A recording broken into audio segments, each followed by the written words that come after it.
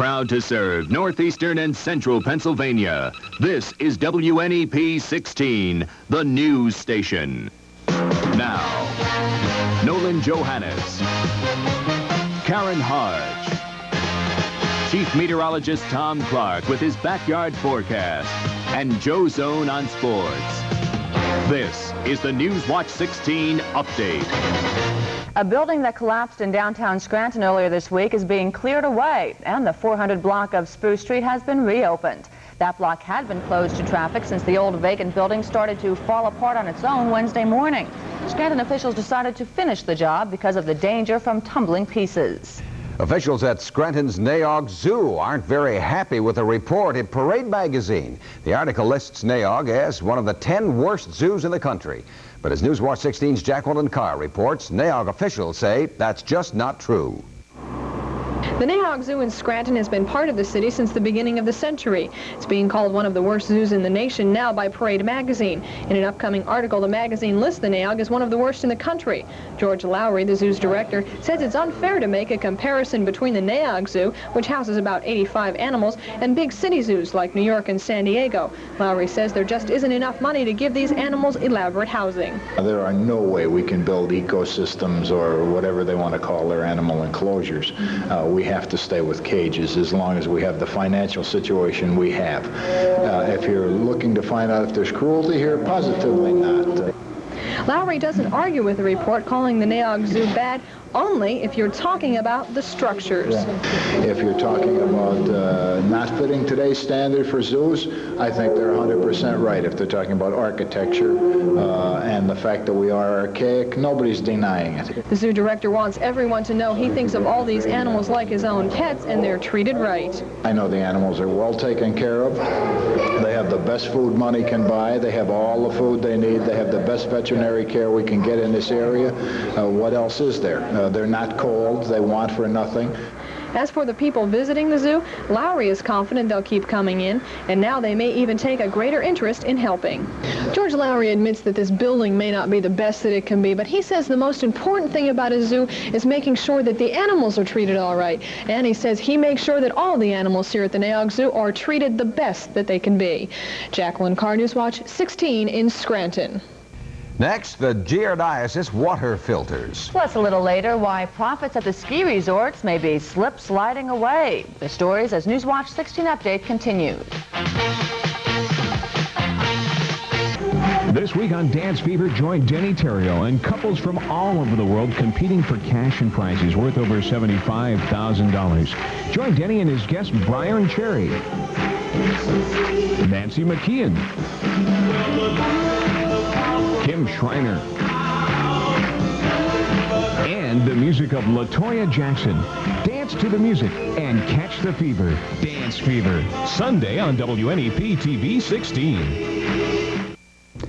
Tonight we have another Action 16 report on water filters and giardiasis. Last night Gerry Gartenberg gave us test results that show 4 filters we had tested in Colorado State University do trap the giardia cyst. We'll have the names of those filters in a moment. But first, Gerry tells us why the results are accurate. When Dr. Charles Hibbler tells you a water filter is effective against giardia, he's telling you it will remove every single giardia cyst from the water you drink. Dr. Hibbler can make that claim with confidence because when he tests filters, he injects thousands of giardia into the water and checks to see if any come out. That sounds like a standard test, but it is not the standard for giardia testing adopted by the prestigious National Sanitation Foundation. In fact, the National Sanitation Foundation does not even use giardia to see if giardia will get through the filter. It uses dust particles. I'm not happy with tests that uses dust particles, Gerry. I think that they will not stand up effectively against giardia because the giardia organism is quite pliable and could easily squeeze through, whereas the dust particles could not squeeze through because they are not pliable. The National Sanitation Foundation certifies that all particles 4 to 6 microns long will not pass through a water filter. The giardia are usually longer than 4 to 6 microns, but if we test a filter rated at 5 microns, for example, against giardia, then a goodly number of the giardia organisms will literally squeeze through because of their pliable nature. Well, if I lived in a community where giardiasis was a problem in the water. I would not purchase a filter except those that had been tested for it. Incredible as it may seem, Dr. Hibbler tells us the only filters that have ever been tested to see if they remove actual giardia are the filters he tested this week for Action 16. Dr. Hibbler plans to send those test results to the Environmental Protection Agency, hoping others will adopt his methods for giardia testing. In the meantime, if you plan to buy a water filter to make your water safe from giardia, he says your only safe bet is to buy one of the 4 filters that passed his test. Gerry Gartenberg, Action 16, Fort Collins, Colorado.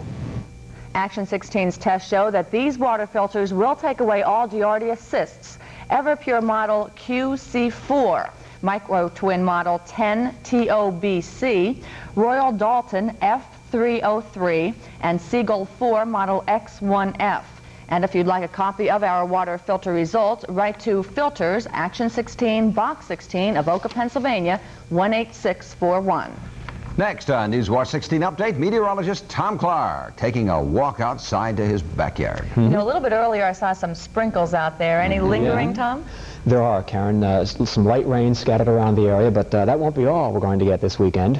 I'll be in the backyard when we come back.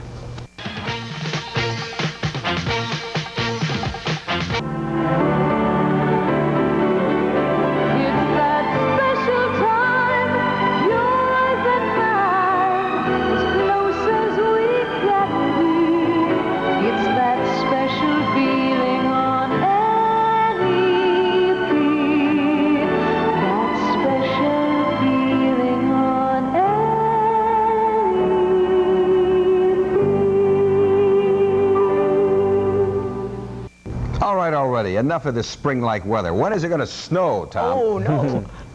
Well, maybe sometime in March. All right. If you can wait that long. I'll try. Okay. Hey, just a trace of rain in this backyard so far tonight. Just very light rain and drizzle moving through the area. The temperature looks like this under cloudy, damp, dark skies overhead. The reading is 42. The humidity quite high. The wind light. As usual there, the barometer is now falling 30.02 inches. The range in temperature was very small today, only 3 degrees. The normal's 35 and 19. Well, we're well above normal. That's, I guess, good news for most of us. The record high for this state was set back in 1976. That record low, well below 0. Shot there taken late this afternoon over Lackawanna County from Skycam 16. Look at all that murkiness in the air, those low stratus clouds. How about the view from deep in outer space? We do have a weak front crossing over Pennsylvania tonight. There's been just some spotty rain and drizzle as it moves on through. No more than a few hundredths of an inch will accumulate tonight. But out in the Midwest, look at this, another major storm system swirling east of the Rockies. Tonight there is heavy snow, thunder, lightning, and hail in portions of Kansas and Nebraska. Now, this storm system is heading up towards Pennsylvania, and I think by late afternoon Sunday, the rain will commence once again, and we could see a ½ inch of rain here Sunday night into Monday morning. So the weather news isn't all that good, folks.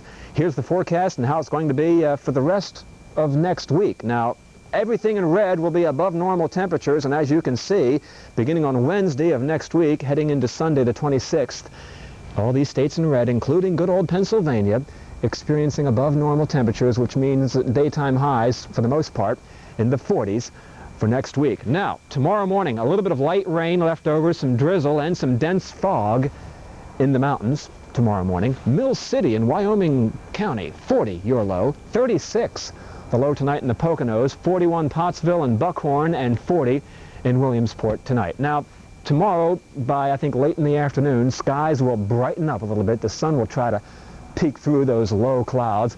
About 47 in Monroeton, Scranton, 49 Nescopec, Minersville about 50, also about 50 in Lock Haven, a light westerly breeze in the afternoon. Hey, the Health Watch, well, your arthritis shouldn't be too bad tomorrow. Average aches and pains. Reflexes look pretty high, though. A little clearing in the afternoon. Let's go to the board. On the sunrise and sunset, there you go. 6:55 and 5:40 tomorrow afternoon. Maybe we'll see that sunset. A little bit of rain tonight, some fog in the mountains, then mostly cloudy tomorrow, about 47 degrees. That rain comes in again Sunday afternoon into Sunday night, a leftover shower Monday, just a little bit colder on Tuesday. But the trend is for the mild weather to continue. Karen and Nolan, we just may have an early spring this year. I'm hoping.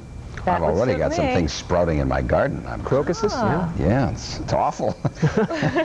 Coming up, it's snow money-making weekend. But first, Joe Zone will have the Olympics, basketball, and the district swimming championships, all next on the 16 Sports Screen. For Northeastern and Central Pennsylvania's first and only local early morning newscast, join Frank Andrews, Dorothy Lucey, Jay Christopher, and meteorologist Noreen Clark for the most complete morning coverage of news, weather, and sports. During these winter months, turn to Newswatch 16 this morning at 6:30 a.m. for a complete list of school closings, road and weather conditions, along with the most accurate coverage of the news overnight. Newswatch 16 this morning, each weekday at 6:30 a.m. At Newswatch 16, the news comes first. Well, Joe Zone has lots of stuff for a Friday night. And you're so happy about it? Olympics are wrapping up, and we're going to take a look at it on the 16 Sports Screen. It's one of those situations, like so many times during these 84 Winter Games, the United States took a back seat again today. Let's check some of the highlights from today's action. First in the bobsled, four-man bobsled. East Germany's #1 team leads. They've got 2 runs left to go. They lead their #2 sled. Women's slalom, look at the fog there today. Won by Italy. The 2 American girls there, you see them. Down they went, did not finish the course. In hockey, the Russians beat Canada 4-0.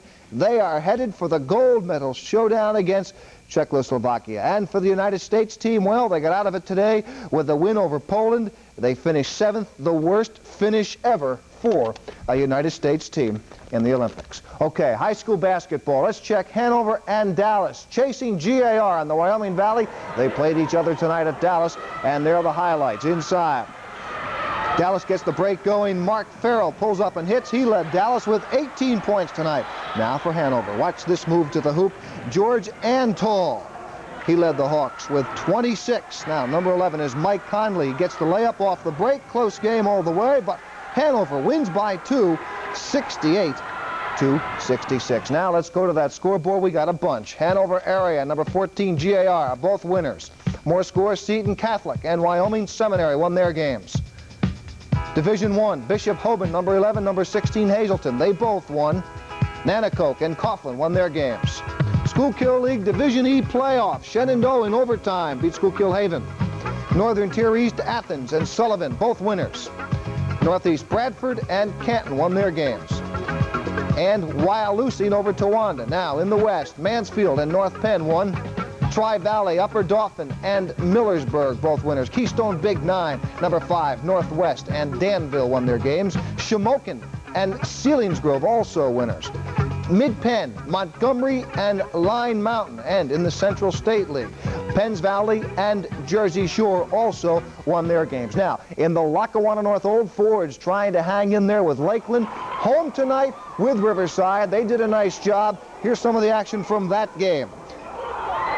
Matt Aversa steps in front of a Riverside pass, and he takes it all the way. He led Old Forge with 19 points now. For Riverside, the Vikings go inside. Ed Mesleski hits the turnaround. He led all scorers with 20 points. Aversa hits again, this time from outside. Old Forge wins by 16 tonight, 71-55. Now, back to the board. A bunch of scores. Lackawanna North, Old Forge, and Lakeland both won their games. Valley View and Bishop O'Hara still in the north. Now the south, number 6, Scranton Prep, and North Pocono won. Bishop Hannon and Scranton Tech also winners. West Branch, 1 game postponed. Hughesville won its game. Mifflinburg and Lewisburg also winners. Colonial League, Palisades and Penn Argyll, both winners tonight. Salisbury and Saucon Valley also won.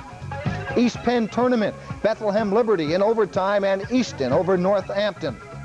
Allentown, Deerf, and Parkland won their games. High school basketball scoreboard, Millville, our number 4 team, knocked off. 19-game winning streak ended there. Bishop Neumann also won its game. And Notre Dame, East Stroudsburg, postponed. Now, in the NBA, the scoreboard, Philadelphia beat New Jersey, Dr. J, 39 tonight. San Antonio over Chicago, 111-109. Dallas beat Phoenix, 129-123. Milwaukee over Utah. They're in the fourth, 103-87. And Baptist Bible beat Lancaster tonight for for their 15th consecutive conference title. Nice job by those guys. Okay, all the big guns from the Wyoming Valley Swim Conference at Kings tonight for the District 2 Swimming Championships. And look at the highlights here. There's the finish of the 200-yard medley.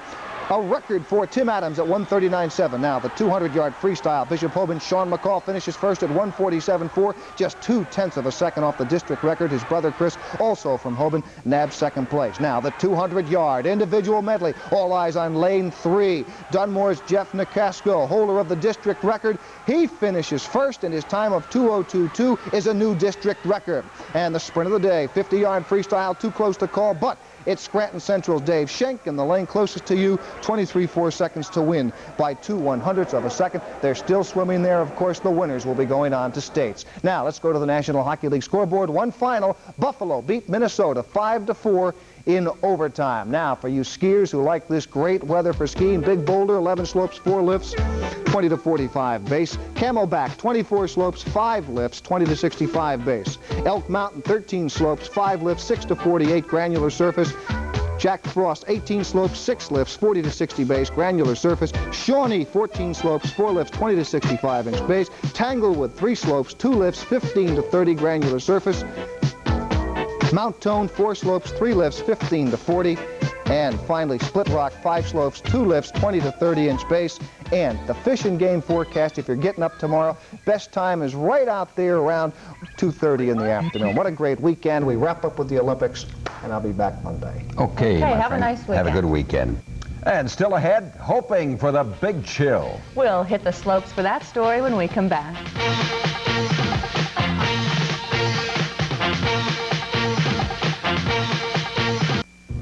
Finally tonight, President's Day weekend is usually the big money-making holiday of the year for ski resorts in our area. But as Newswatch 16's Dan Fiorucci reports, this year's warm temperatures are melting away any hopes for big profits. Okay, the temperature is 43. We have a 5 to 30 inch base with some bare spots. For ski resorts like Tanglewood and Tafton, the warm weather has been tough, and the inquiries about slope conditions endless. There's the slopes over here. It's good for a beginner. It's real nice for a beginner. Of course, for some beginners, any conditions are difficult. But many of the skiers who knew what they were doing seem to be having a good time. How's the skiing? Pretty good. Skiing's real good. You're surprised with the warm weather? Yeah, I'm really surprised with the warm weather. Slopes are a little icy, but it's better than nothing. Not too bad. It's usable. But the battle to keep the slopes open has been a tough one. And resort operators say the weather couldn't have picked a worse time to get warm. Normally this week, because of the vacations in New York and New Jersey, this is about 25% of our total gross for the year. So I would imagine it's going to hurt that by cutting that in half. The skiers are around. They want to ski. We were all ready for them, and now we're disappointed. If a genie could grant you one wish right now, what would it be? 0-degree weather. Still, despite the high temperatures, most resorts are still operating. Though a little cold snap would sure be something to shout about. Dan Fiorucci, Newswatch 16, Tanglewood. Before we say goodnight, we'd like to say goodbye to someone very special. Today was Dorothy Lucey's last day here at Newswatch 16. You may have heard she is leaving us for a job in New York City at WABC. We'll all miss Dorothy, and we do wish her all the best of luck.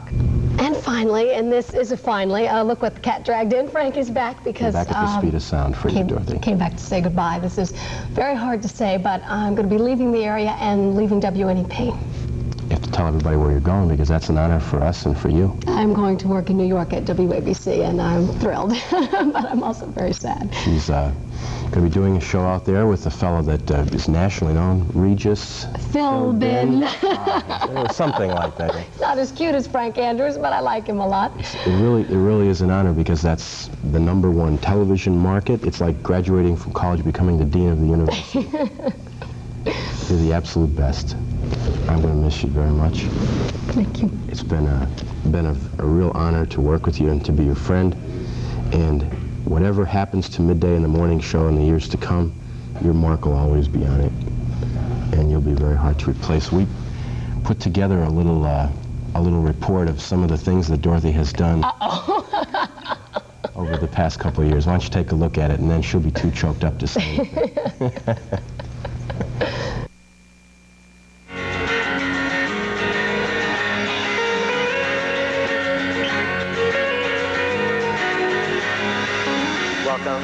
in the morning. Welcome to my day. I'm the one responsible who made it just this way. To make myself some pictures, see what they might bring. I think I made it perfectly, I wouldn't change a thing. La la la, la la la la la la, la la la, la la la la la la. Welcome to my happiness.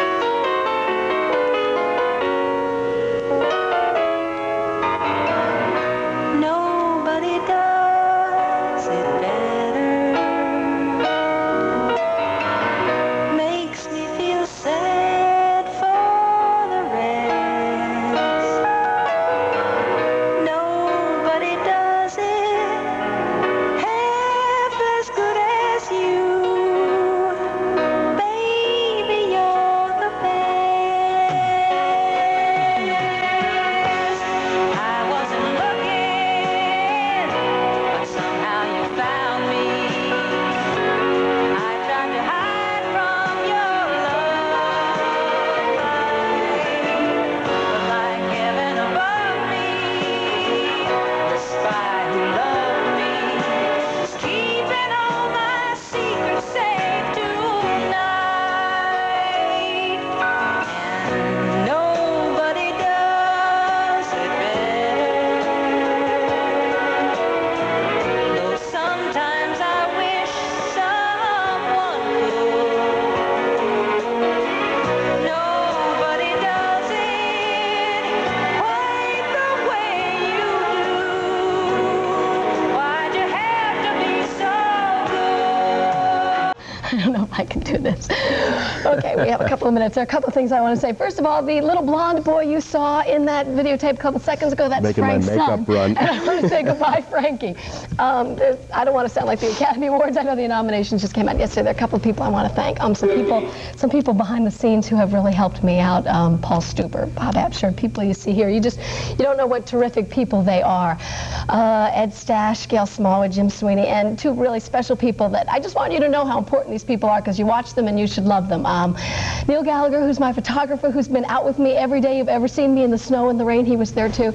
And one more person, Frank Andrews, who is one of the nicest people you would ever want to know. So, can I give you a hug as well? There are a lot of smiles around this station here at WNEP, but Dorothy's, I think, was one of the brightest ones, and we will miss that. We certainly will. That is our report for this Friday night. Next, more on the Olympics from Sarajevo. At midnight on Nightline, mail order brides. Thank you for joining us. And for the Update team, have a good night and a great weekend.